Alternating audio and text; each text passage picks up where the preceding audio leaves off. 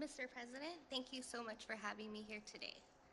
I am so honored to be here to talk about an issue that is deeply personal to me, addressing the high cost of insulin and to tell my story. Imagine every day having to ask questions like, should I pay my rent? Or should I risk death by foregoing my medication? Should I buy groceries or my insulin and other necessary supplies related to diabetes? I had to make this choice relentlessly without relief every day. In 2012, at the age of 21, I was diagnosed with type 1 diabetes. Due to unforeseen circumstances, there came a time where I could no longer afford my insulin. I was forced to ration my supply of drug that is as vital to me as water. I felt myself growing weaker and weaker each day. I could actually feel myself slowly dying. One day I was rushed to the hospital where they told me I was in diabetic ketoacidosis, a life-threatening and potentially deadly complication of my illness. I slipped into a diabetic coma and I could have died. This was a terrifying incident. I was ashamed that I couldn't afford my life-saving medication. I didn't want to ask for help. I shouldn't have to ask for help. Insulin and healthcare should be affordable. Ever since my diagnosis, the cost of my diabetic medicine has dictated everything from what kind of job I can take, whether I can set aside some money for savings. Thankfully, I am now able to afford my insulin through my employer benefits. I'm fortunate, but I know there are thousands of people facing this struggle. The reality is that 1 in 4 patients with diabetes has had to ration insulin due to high drug pricing. President Biden gets it. He has a plan to not only save me and millions of people like me money, but also to give us the certainty, the ability to control our health without our health controlling us. For me, President Biden's Build Back Better Act would mean peace of mind. I know how fast our circumstances in life can change in addition to my illness. I am plagued with the fear that I may not be able to afford my insulin again. I want to see a future where young people like me don't have our lives revolve around our prescription drugs, and we don't have to make career and life choices around insurance benefits. That's why I'm so grateful for President Biden's leadership on tackling the high cost of prescription drugs, particularly insulin. And now, it's my honor to introduce my new friend, President Joe Biden.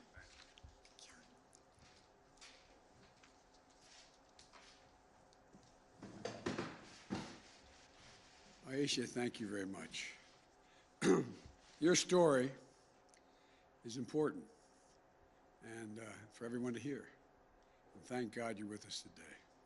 Today, I'd like to talk about how we're going to help millions of Americans protect and preserve their health and live with the dignity of knowing that they can care for themselves and their loved ones, all by making the cost of prescription drugs much more reasonable. At the outset, I want to be clear. We acknowledge the groundbreaking, life-saving work that many pharmaceutical companies are doing. Look no further than the vaccines and the treatments they're manufacturing and delivering that are helping fight this pandemic. Our miraculous therapies have, in some cases, turned diseases that were once considered death sentences into treatable conditions. But we can make a distinction between developing those breakthroughs and jacking up prices on a range of medicines which have been on the market for years without making a substantial or substantive change in the medication itself, the medicine itself. Here in America, it will not surprise you to know that we pay the highest prescription drug prices of any developed nation in the world. Let me say that again. We pay the highest prescription drug prices of any developed nation in the world. That may surprise you. What may surprise you is we pay about 2 to 3 times what other countries pay for the same drug. An example, one anti-cancer drug costs $14,000 in the United States. That same exact drug by the same manufacturer costs $6,000 in France. Today, 1 in 4 Americans who take prescription drugs struggle to afford them. Nearly 30% of these patients have skipped doses of essential drugs that they have to take. Others have simply not fulfilled the prescription, tried to use over-the-counter drug and cut pills in half, or because they can't afford the cost of the prescription. You know, even if you think this doesn't affect you, it does. Everyone has less money in their pockets because high drug costs make health insurance more expensive for everyone. There aren't a lot of things that almost every American can agree on. But I think it's safe to say that all of us, whatever our background, our age, where we live, we can agree that prescription drugs are outrageously expensive in this country. It doesn't need to be that way. Under my Build Back Better bill, which is passed the House of Representatives, it won't be the same way. One of the most egregious examples of what's happening with drug prices regarding the treatment of diabetes and the cost of insulin, a drug that people with type 1 diabetes need to take throughout their lives to control their diabetes and stay alive. It's almost exactly 100 years ago that a 14-year-old boy in Canada, dying of diabetes, became the first person to receive an injection of insulin. Today, one bottle of this life-saving liquid costs less than $10 to manufacture. But in certain types of insulin, prices increased by 15% or more each year for the past decade. Depending on the nature of someone's type 1 diabetes, the average sticker price for a month's supply of insulin is about $375. But some people, it can be as high as $1,000 a month because they need to take more. I just met with 2 lovely women we see in front of me today here. And Sarah Skipper was diagnosed with type 1 diabetes at age 5. She has a sister, Shelby, who was diagnosed at age 8. She told me that affording insulin has been the challenge of her and her family's entire life. Sometimes she and her sister ration doses. In 2018, Sarah was no longer covered by her parents' policy. Although she was working 2 jobs, she hadn't met her health care plan's deductible, and insulin was about $1,000 a month supply for her. So she started sharing her sister's insulin from the same vial. At one point, because Shelby thought Sarah had taken her dose, that Shelby cut a dose in half because the bottle was sitting there and it would look like it was half empty. Is that correct? And at that time, she thought, well, I guess what? I guess she hadn't taken it yet. Shelby had been hospitalized as a consequence for 4 days, working 2 jobs, sharing insulin from the same vial in America. Shame on us as a nation. We can't do better than this. Sarah's about to start a new job and doesn't yet know what the insulin will cost. Sarah said, this is a quote, I wish I could make a decision that didn't include diabetes. She shouldn't have to ask such a question. You know, I think about what just happened with Aisha, who's diagnosed with diabetes 3 days before her 21st birthday, having to choose between rent and groceries and medication. Quote, relentlessly, without relief every day was your quote to me. Having to ration her supply and feeling herself, as she says, slowly dying, she ended up in a coma. Think about that. The difference between nearly dying and thriving is the cost of one drug. Sarah and Aisha are far, far from being alone. It's estimated that 34 million Americans, 10% of the population, have diabetes, including more than 1.5 million who have type 1 diabetes, requiring daily doses of insulin in varying quantities. Remember, all of this stress, hardship, suffering, and sacrifice is due to a drug that costs just a few bucks to make. One study found that Americans pay 10 times as much as other countries for insulin. These price increases are about companies looking to maximize profits, and nobody standing up for the patients. Nobody with the power to do something about it. It's enough, enough. Nobody has held the manufacturers accountable until now. My Build Back Better bill takes three key steps to lower the cost for families dealing with diabetes. First, we're going to cap cost sharing for insulin at $35 per month. That means you can't get charged more than $35 at a pharmacy counter for your insulin. That's across the board. Whether you get health insurance through your private policy, the Affordable Care Act marketplace, or through Medicaid, nobody is going to pay more than $35 for each month for insulin. Second, for people who don't have health insurance, we're helping you get insurance. That way, people with diabetes can get protected with that $35 copay cap. People who are uninsured today can visit healthcare.gov to check out the options.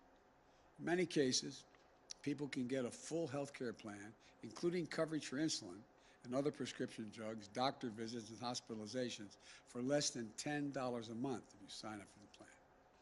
If you live in a state that has refused to expand Medicaid under the Affordable Care Act, my Build Back Better bill is going to fix that as well. These changes are going to ensure access to affordable coverage for millions more Americans and help more people with diabetes get coverage they desperately need. Third, we're going to end the days when drug companies could increase their prices with no oversight and no accountability. Going forward, drug companies that increase their prices faster than inflation are going to face a steep excise tax. In other words, if you're saying to we're saying to drug companies, if you're finally doing it because to be accountable, when your prices to the American people go up, you're going to be accountable. This is important, not only from a health standpoint, but from the standpoint of personal dignity. Imagine if you're a parent of one of the roughly 200,000 young people in this country that suffer from type 1 diabetes. Imagine if you can't afford their insulin. It's not only a risk to your child's life, it deprives you of your dignity. Just imagine, as a parent, having a child with type 1 diabetes and not a damn thing you can do about making sure they have it. You've sold what you can sell. You don't have the money to get it done. Well, my plan addresses an additional fear patients face, which is that when their children are starting their careers and are no longer eligible in their parents' health care plan, they'll be able to get insulin that they need. Outrageous costs affecting everyone across the board, spanning every kind of condition and disease. I remember what it was like when my mom when she got older and moved in with us. Her prescription drugs were thousands of dollars on a monthly basis. Fortunately, I had 3 other siblings, and we collectively had the means to chip in, so she didn't have to exhaust all of her savings and sell whatever she had left to make sure she could get her drug costs covered. So I'm committed to using every tool I have to lower prescription drug costs for Americans, consistent with the drug companies getting a fair return on their investment. To really solve this problem, we need the Senate to follow the House of Representatives' lead and pass my Build Back Better bill, in addition to the specific progress that the Build Back Better bill is going to make for families facing diabetes. It will also take the additional step of lowering drug costs for people on Medicare.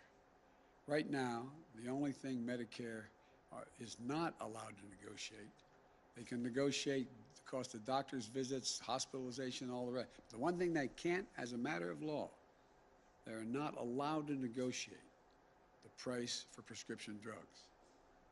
For everything else, doctor's visits, crutches, they can negotiate. My plan gets rid of that prohibition. What I'm proposing is that we negotiate a fair price, one that reflects the cost of research and development and the need for significant need for significant profit. But that is still affordable to consumers. Right now, drug companies will set the price at whatever market will bear. My plan also caps the amount that seniors on Medicare have to spend on prescription drugs each year to no more than $2,000 per year, with Medicaid and drug companies picking up the rest of the cost. And again, our plan says that any drug company can only raise prices based on the rate of inflation and caps insulin cost sharing at $35 a month. So let me close with this. I've long said health care should be a right, not a privilege in this country. And the women I've met with today, and millions like them, are the reason why. People for whom the cost of one drug is the difference between hope and fear, life and death, dignity and dependence. We're closer than ever to passing my Build Back Better bill and providing people suffering from diabetes and so many other diseases the medicines they need and the dignity they deserve to be able to afford them. This is not a partisan issue. Diabetes, Alzheimer's, cancer, so many other diseases, they don't care if you're a Democrat or Republican. It's not about whether or not your loved ones can afford a prescription drug you need. So we need Congress to finish the job, to come together and make the difference in people's lives.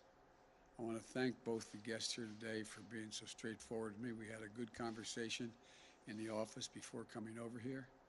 I admire you both. I admire you both. And as my grandpa used to say, with the grace of God and the goodwill of the neighbors, we're going to get this done. So you don't have to worry every single day about what you'll be able to do. God bless you all and God protect our troops. Thank you so much.